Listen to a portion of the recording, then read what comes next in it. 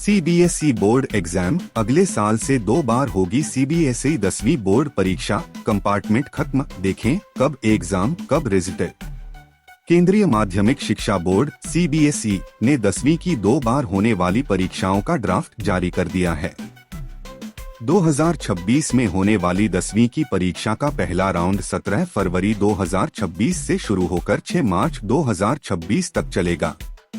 खत्म होगी CBSE compartment परीक्षा। सुझावों के आधार पर पॉलिसी में जरूरी बदलाव भी हो सकते हैं और उसके बाद फाइनल पॉलिसी जारी हो जाएगी। कंपार्टमेंट की परीक्षा अब नहीं होगी। जो छात्र पहले राउंड सभी पेपर या कुछ पेपर को क्लियर नहीं कर पाएंगे, उनके लिए मई में दूसरे बोर्ड एग्जाम में अपीयर होने का मौका रहेगा। 2026 में जब 10वीं की बोर्ड परीक्षा 2 बार होगी तो दोनों राउंड केवल 34 दिनों में पूरे हो जाएंगे। एनबीटी ने अपनी पहले की रिपोर्ट में बताया भी था कि फरवरी और मई 2026 में होने वाली परीक्षा कम दिनों में पूरी की जाएगी।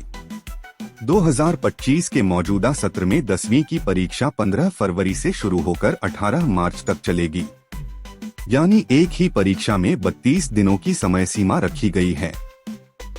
अब 2026 में पहले राउंड की परीक्षा 17 फरवरी से शुरू होकर 18 दिनों में 6 मार्च तक खत्म हो जाएगी, जबकि दूसरे राउंड की परीक्षा 5 मई से शुरू होकर 16 दिनों में 20 मई को खत्म होगी।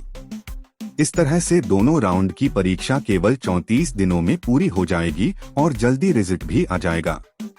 प्रैक्टिकल और इंटरनल असेसमेंट एक ही बार होंगे। सीबीएसई 10वीं में छात्र लिखित परीक्षा तो 2 बार दे सकेंगे, लेकिन प्रैक्टिकल व इंटरनल असेसमेंट एक ही बार होगा। अलग अलग विषयों में होने वाले प्रैक्टिकल व इंटरनल असेसमेंट के जो नंबर मिल जाएंगे, उसे लिखित परीक्षा के बेस्ट स्कोर में जोड़कर रिजल्ट जारी किया जाएगा। कब कहां मिलेगी सीबीएसई मार्कशीट? पहले राउंड की परीक्षा के बाद कोई पासिंग डॉक्यूमेंट जारी नहीं होगा। पहली परीक्षा की परफॉर्मेंस डिजिलॉकर में उपलब्ध होगी, जिसका उपयोग 11वीं में एडमिशन के लिए किया जा सकेगा। अगर स्टूडेंट दूसरे राउंड की परीक्षा नहीं देना चाहेगा, तो वह डिजिलॉकर के स्कोर के जरिए एडमिशन ले सकेगा। सेकंड राउंड के बाद जो फाइनल रिजल्ट तैयार होगा, उसके बाद ही पासिंग डॉक्यूमेंट जारी किए जाएंगे। दोनों राउंड की परीक्षा के बाद ही मेरिट सर्टिफिकेट जारी होगा। पास नहीं होने पर भी 11वीं में प्रोविजन एडमिशन।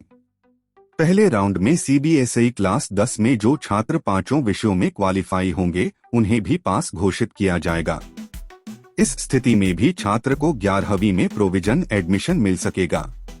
जब छात्र दूसरे सत्र की परीक्षा देगा और क्वालिफाई हो जाता है, तो उस स्थिति में ही उसका एडमिशन कंफर्म माना जाएगा।